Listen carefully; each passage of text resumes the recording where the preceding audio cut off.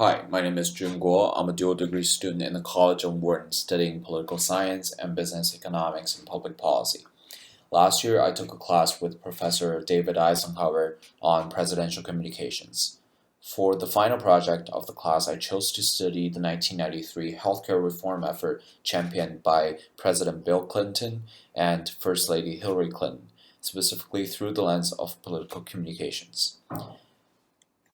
As part of my research, I traveled to the Clinton Presidential Library in Little Rock, Arkansas, and got my hands on some primary documents, including speech drafts, internal policy proposals, meeting minutes, and strategy memos.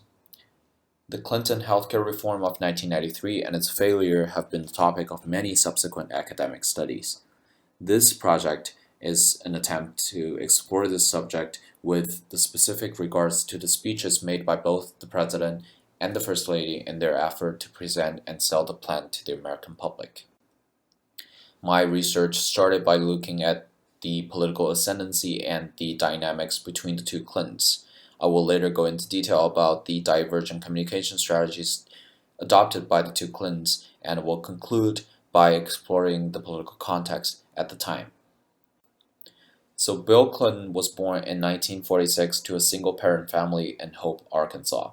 Despite his humble upbringing, Bill Clinton succeeded as a student in Georgetown University, earning a Rhodes Scholarship and proceeded to Oxford and then Yale Law School.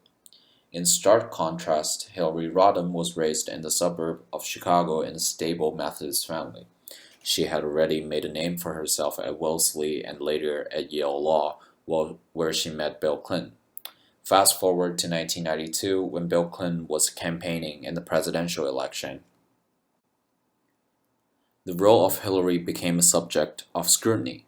On the campaign trail, Bill Clinton offered a proposition unheard of in presidential campaign history, that in voting for him, the voters were getting two for the price of one.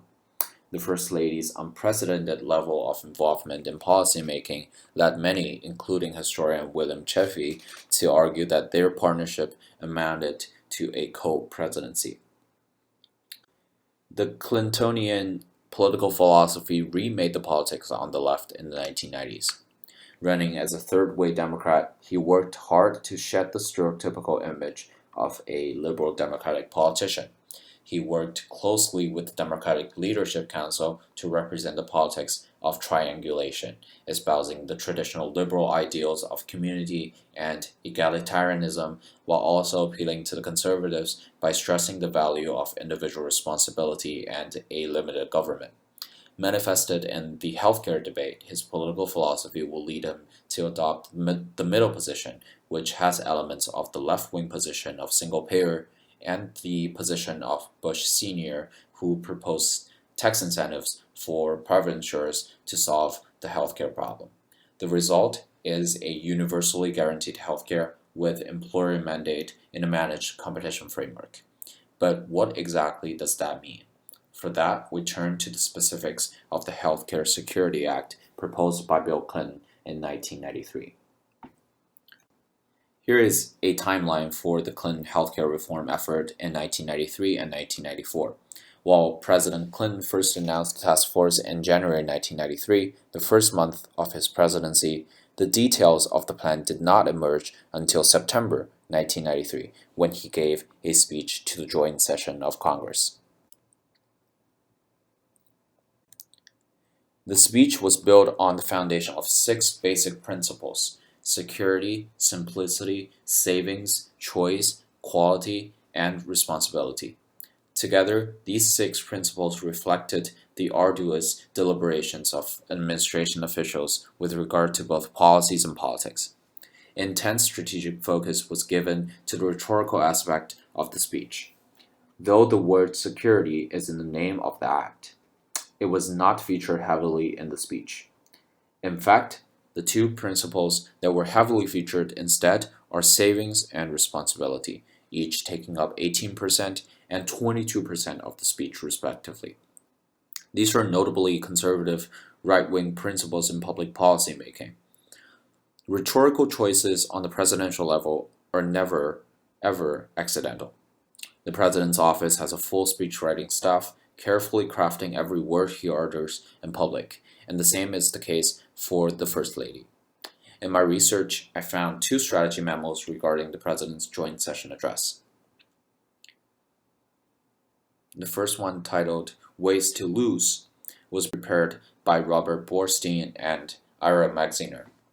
Borstein served as the healthcare communications director and was the chief speechwriter for the President's joint session address, and Magaziner was the President's chief healthcare policy advisor. The other one was prepared by Lisa Muscatine, who was the speechwriter in the First Lady's office. In it, she urged the President's speechwriting staff to make the joint session speech a political sermon. These two memos illustrate why there was a rhetorical difference between President Clinton's joint session speech and a series of speeches made by the First Lady. Borstein had drafted this memo prior to the speech. According to him, there are three ways to lose. First, by making the debate about the uninsured. Second, by making the debate about taxing me to help them. Third, by reducing the quality of our healthcare to help them. It reflected the reluctance of the president to make the healthcare debate one about public morality and compassion towards the uninsured. Instead, the six principles were selected for their non-threatening, non-aggressive, middle-class nature. Arguments for the necessity of reform are based on the impersonal economic forces of creating tomorrow's jobs and training our people to fill them, rather than a moral imperative that treats healthcare as a right. And, as discussed above, the bulk of the speech is dedicated to the principles of savings and responsibility, reflecting traditional conservative ideology of limited government and individual responsibility, as discussed above. However, the political sermon memo called for an entirely different, if not opposing, strategy. In this memo, Muscatine urged the president to make the speech a political sermon that builds around the idea of community and would appeal to people's conscience as well as their intellects. Essentially, she thought the president must sell healthcare not simply on logical grounds, but on moral grounds, for healthcare is really about human dignity. In hindsight, her advice was clearly drowned out by the advice of the president's staff, and the joint session speech ultimately took the shape and form it did. However, it is evident that this moralistic line of argument was adopted into several of Hillary Clinton's speeches. Hillary Clinton gave hundreds of remarks in promoting the administration's healthcare reform efforts, both during and after her time on the task force. Her direct involvement in healthcare policy, however, pushed her into uncharted territory, both politically and rhetorically. There is hardly any guideline on how presidential spouses should address political issues, let alone ones that involve 1/7 of the nation's economy, like healthcare reform. As scholars have noticed, she approached the issue of healthcare by adopting a variety of roles and thereby showing different rhetorical styles. However, no matter what style she adopted, she had consistently advocated for universal healthcare coverage through her speeches, and this created tension within the administration on its messaging. The plan ultimately failed in the heightened partisan context of the late 1994, so what exactly is the political context of the time? The American public in 1993 and 1994 still lived in the Reagan paradigm, where distrust in government and bureaucracy was still dominant. In 1980, only 25% of Americans trusted the government in Washington to do what is right. That number dropped even lower to 22% in 1992. Public sentiment towards government clearly weighed heavily on the rhetorical decisions of President Bill Clinton. Moreover, his staffers were also aware of a mandate problem, seeing how Clinton was only elected with 43% of the vote in a three-way race. They were perhaps concerned about moving in a too radical position in reforming such a huge portion of the nation's economy that would invite sweeping backlash. So, were there lessons learned and perhaps forgotten by the Clintons in their first public policy failure? At the heart of the divergent communication strategies adopted by by the two Clintons is perhaps a genuine difference in each understanding of politics and liberalism in general. While Bill Clinton's politics is characterized by the third way and preemptive leadership, Hillary Clinton's politics, as the New York Times noted at the time, has increasingly moved away from the entire concept of judgment and embraced instead the expansion of rights and the tolerance of diversity. Though she believed that every right is married with responsibility, she also believed in the politics of meaning. Many, including the New Democrats, deemed her to be more of a liberal than the New Democrats that her husband identified with, which also created ideological tension.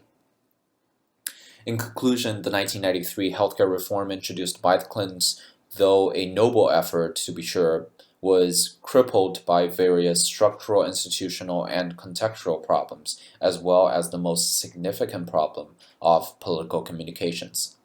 Lessons have been learned from this endeavor as the Obama administration was finally able to pass a comprehensive healthcare reform plan in 2010. Lessons have also been forgotten, apparently, by Hillary Clinton herself during her 2016 campaign, where many have argued that the reason for her loss was her inability to find a consistent and compelling message.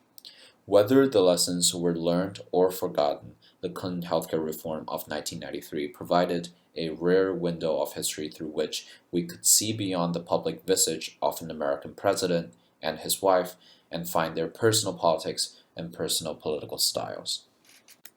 And with that, I end my Ben Talks, and thank you very much.